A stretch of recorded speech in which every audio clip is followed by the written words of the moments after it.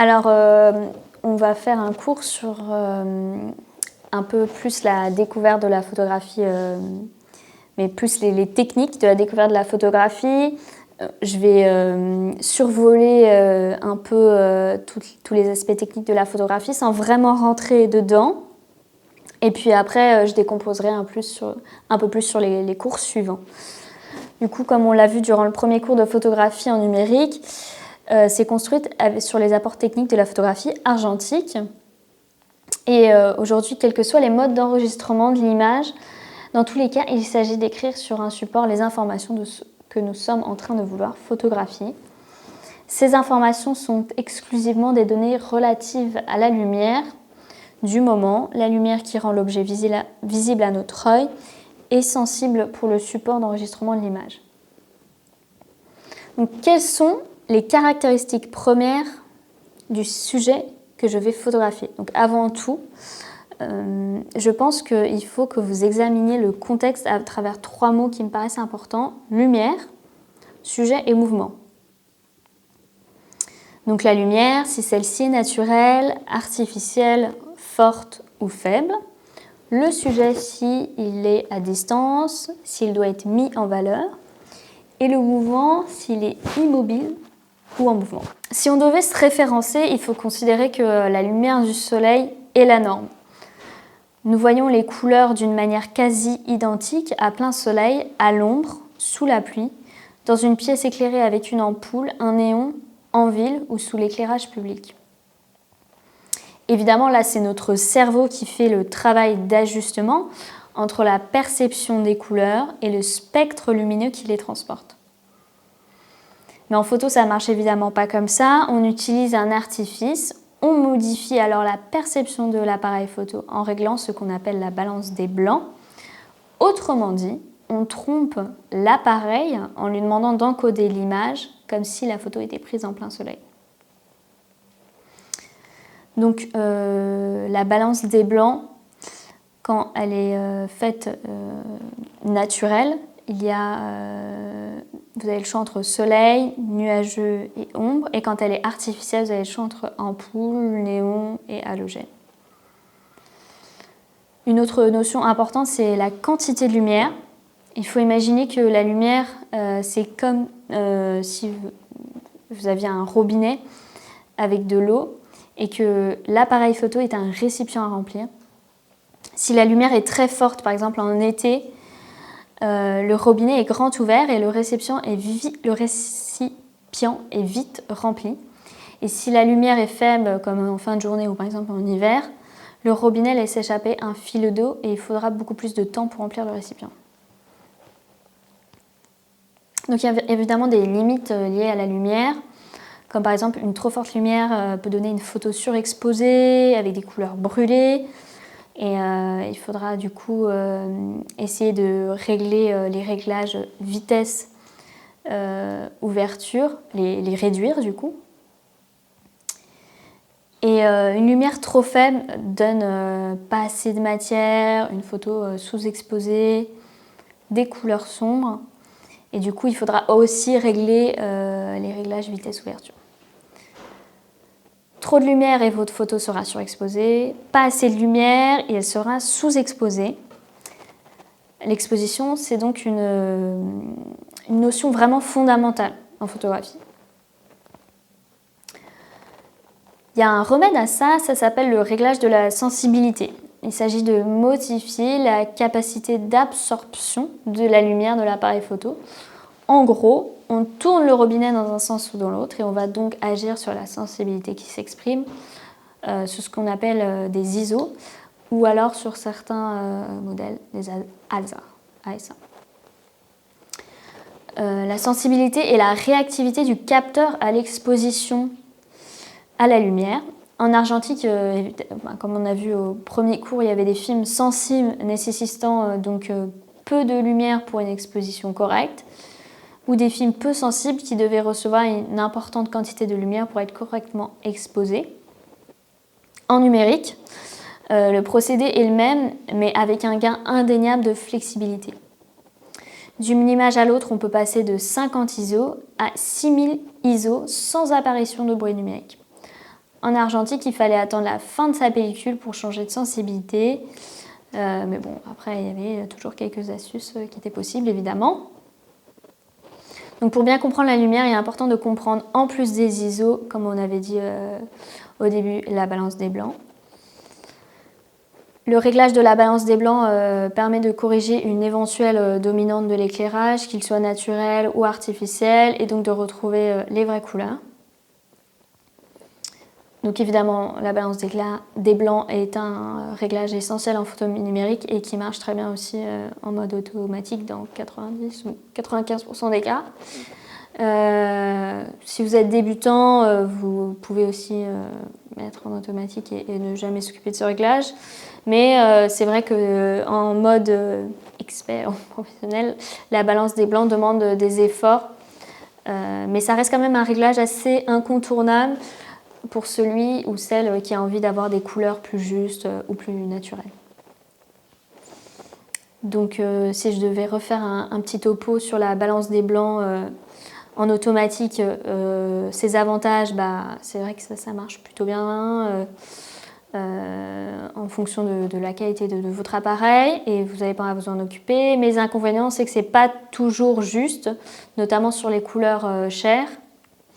Et il n'y a pas de constance entre deux photos d'une série et la mesure est refaite à chaque photo. Alors que la balance des blancs en manuel, l'avantage c'est que ça reste quand même plus précis. La dominante de la couleur constante d'une photo à une autre est là. Et dans les inconvénients, faut pas oublier de évidemment changer le réglage quand on change d'environnement parce que sinon, ça sera une dominante qui va être irrattrapable.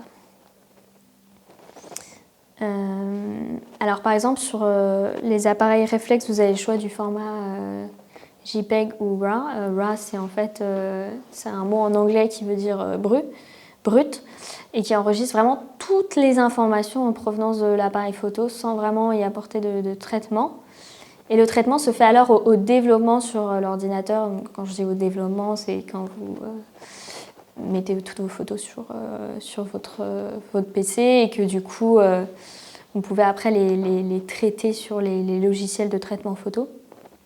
Alors que par exemple, le format JPEG applique des traitements à l'image directement au moment de l'enregistrement, selon les paramètres que vous avez renseignés dans les menus de l'appareil, donc si vous étiez en automatique, en manuel ou quoi. Donc c'est sûr qu'il y a un plus grand avantage à prendre des photos en RAW parce que déjà vous enregistrez beaucoup plus d'informations que le JPEG, ce qui rend du coup après l'image beaucoup plus flexible pour la retouche, notamment dans les changements d'exposition, la netteté, le bruit. Et il est aussi possible de modifier sur l'ordinateur une balance des blancs par le déplacement d'un curseur dans un logiciel. Voilà, on va un peu parler aussi du sujet. Donc, votre sujet, est-ce qu'il est loin? Est-ce qu'il est près? Est-ce qu'il est très près? Est-ce qu'il est immobile? Est-ce qu'il bouge? Est-ce que je vais devoir photographier en macro, c'est-à-dire vraiment de très proche? Ou alors en paysage? Est-ce que c'est un portrait, une scène de famille ou encore une foule? Donc toutes ces questions-là vont vraiment changer notre manière de photographier en fait. Et entre l'appareil photo et le sujet, il y a vraiment une distance précise. Et par exemple, si notre œil adapte notre vision pour que l'image soit nette, entre la distance et le sujet qui nous sépare, l'appareil photo, lui, il ne sait pas le faire, donc il faut faire ce qu'on appelle une mise au point. Et je pense qu'avant de plonger dans le vif du sujet, ce serait quand même assez pertinent de savoir comment fonctionne une mise au point. Donc pour faire la mise au point, il suffit d'appuyer à mi-course sur le bouton déclencheur. Et l'appareil photo émet alors un son ou un petit signal lumineux, en général c'est un signal lumineux rouge. Dans le viseur, pour confirmer la mise au point, il ne reste alors plus qu'à appuyer sur le déclencheur et le tour est joué. Donc voilà, mais du coup, on pourrait se demander qu'est-ce qui se passe à l'intérieur de l'appareil à ce moment-là. Dans la plupart des réflexes, on retrouve des capteurs de mise au point qui sont habituellement situés au fond de l'appareil photo. perpendiculairement au capteur numérique. Et ces capteurs de mise au point utilisent les différences de luminosité, les différences de couleur et les contours des éléments dans l'image pour déterminer à quelle distance ils se trouvent et ainsi faire la mise au point. Les appareils photo disposent tous de plusieurs modes de mise au point, évidemment, dépendamment du modèle, qui portent des noms différents suivant les marques, les modèles. Et heureusement, ces différents modes ont en général un peu tous les mêmes fonctions et les avantages, le but étant de ces différents modes de permettre au photographe d'indiquer à l'appareil photo s'il doit suivre un sujet en mouvement ou simplement effectuer la mise au point sur un sujet immobile. Par exemple, avec la mise au point manuelle, le système d'autofocus de l'appareil est à votre charge. Donc, c'est vous qui effectuez votre propre mise au point à l'aide de la bague de mise au point de votre objectif.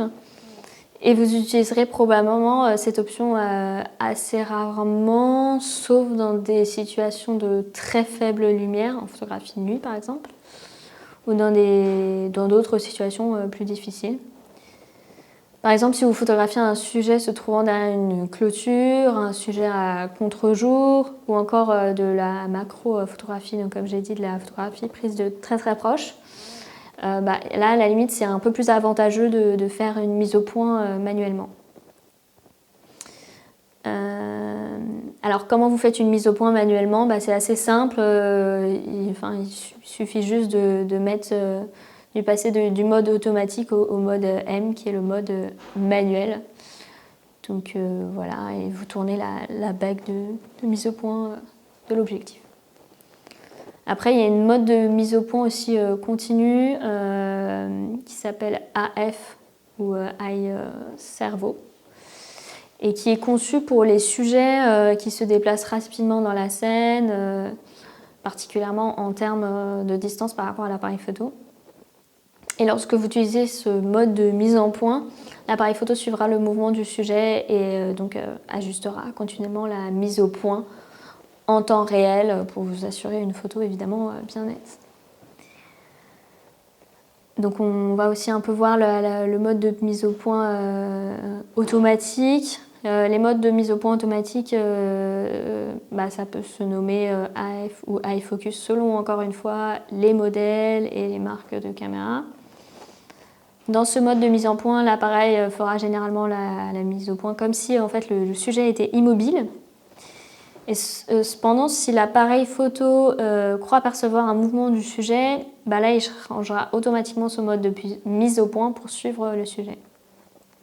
Ça peut être intéressant par exemple en photographie de sport, si vous photographiez une partie de baseball, de tennis ou de foot, et que vous ne savez pas à quel moment le joueur va se déplacer, frappera la balle et ça pourra évidemment vous aider à éviter une photo floue ou de rater une partie de l'action et du coup de prendre le temps de changer entre la mise au point simple ou la mise au point continue.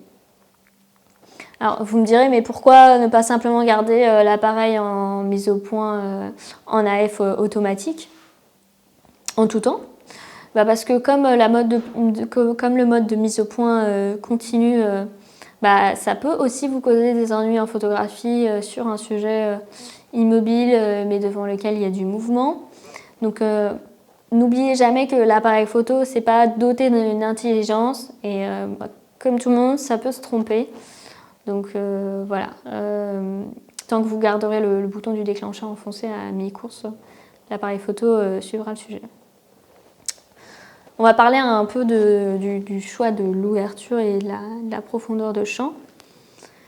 Donc la profondeur de champ correspond à la zone où l'image reste nette et elle dépend de l'ouverture du diaphragme, mais aussi de la distance entre l'appareil et le sujet du format de la surface sensible présente dans l'appareil photo.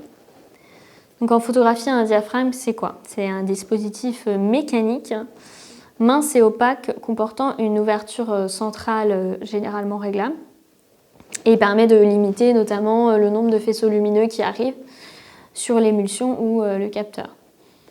Le diaphragme, en fait, c'est un mécanisme qui fonctionne un peu comme notre iris et qui permet de réguler l'entrée de la lumière sur le capteur ou sur la pellicule. Et la valeur du diaphragme s'exprime avec le symbole F / un chiffre. Et si le sujet occupe la même place dans le viseur, quel que soit l'objectif du grand angle ou téléobjectif, la profondeur de champ est en fait virtuellement constante quand la focale augmente. Donc la profondeur de champ ne passe pas du flou au net directement. Et plus l'ouverture est grande et plus on s'approche du sujet, plus la profondeur de champ est réduite.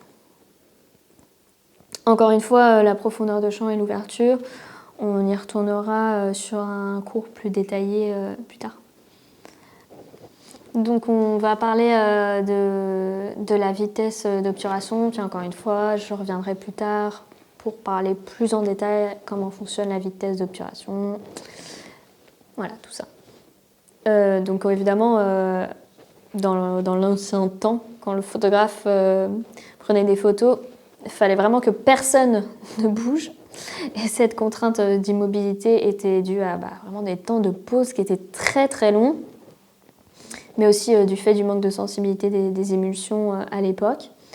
Et l'obturateur restait suffisamment ouvert longtemps pour enregistrer les mouvements de la personne ou du groupe, et ce qui se traduit par une trace du mouvement.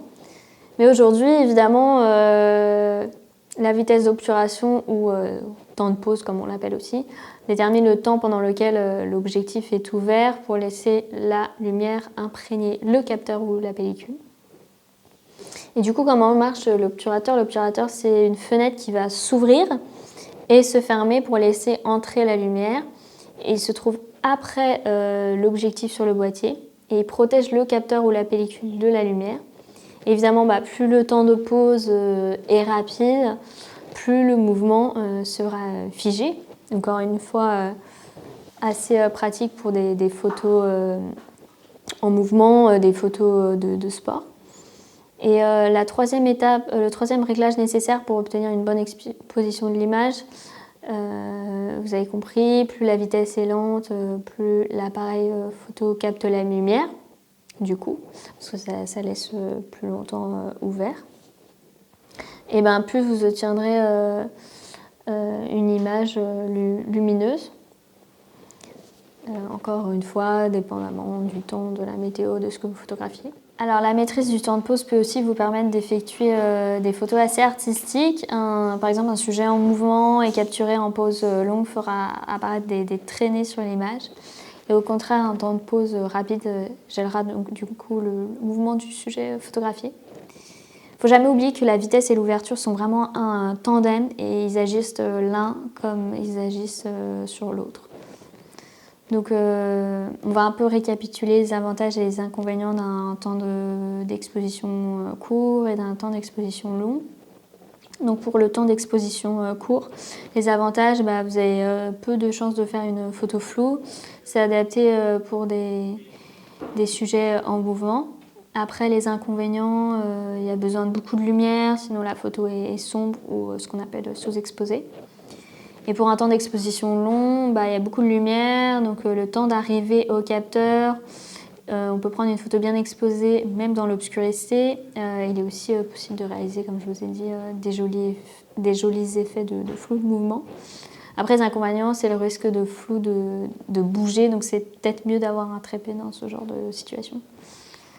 Donc, la mesure de l'appareil photo indique le réglage optimal du duo vitesse-ouverture. Donc il y a vraiment un rapport entre la sensibilité ISO, la vitesse d'obturation et l'ouverture du diaphragme. Et c'est cet équilibre qui va permettre de doser la bonne quantité de lumière pour que la photo soit correcte du point de vue de la matière première, donc la lumière. Et voilà, encore une fois, si on désire un temps de pause long et qu'il n'y ait pas de flou, c'est vraiment nécessaire d'utiliser, je le redis encore une fois, un trépied ou alors un support stable. Voilà. Après, je voulais vous parler un peu des programmes basiques que vous avez sur les appareils photo. Donc c'est vraiment juste un peu pour que vous sachiez. Donc les appareils photo, évidemment, ils proposent une série de programmes qui facilitent les réglages de ce tandem fatidique. Et il faut éviter évidemment le programme automatique qui vraiment, encore une fois, l'appareil ne fait pas tout seul. Hein. Ça ampute vraiment votre appareil de ses capacités essentielles. Et en gros, si je pouvais un peu vous résumer ça, donc il y a le programme P, C, A et M. Le P, c'est il règle automatiquement la vitesse et l'ouverture. Comment il fonctionne? Il est possible de contrarier le programme en modifiant les paramètres avec la molette et les réglages. Les ISO et les balances des blancs sont accessibles. Et par exemple, on va l'utiliser dans des situations de photos de famille, photos courantes. Le mode S qui est le mode priorité à la vitesse. Donc là, on choisit la vitesse, l'ouverture va s'adapter. Donc là, encore une fois, c'est pour la photo de sport et de mouvement. Le mode A qui laisse une priorité à l'ouverture. Donc on choisit l'ouverture, la vitesse va adapter. Et là, c'est plus pour les portraits, la profondeur de champ. Et le mode M qui est le mode manuel, où on choisit tout le tandem de réglage. Et ça, c'est vraiment plus un peu si vous avez envie de vous éclater à faire des petites expériences.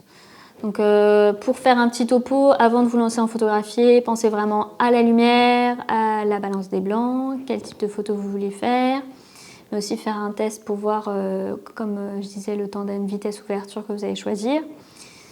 Et cette information va vous permettre aussi de savoir si vous devez modifier la sensibilité ISO de votre appareil. Vous devez choisissez plutôt un programme simple comme P, S ou A et réservez le mode manuel pour des expériences. Et vraiment bannissez le mode automatique qui vous apprendra pas grand-chose.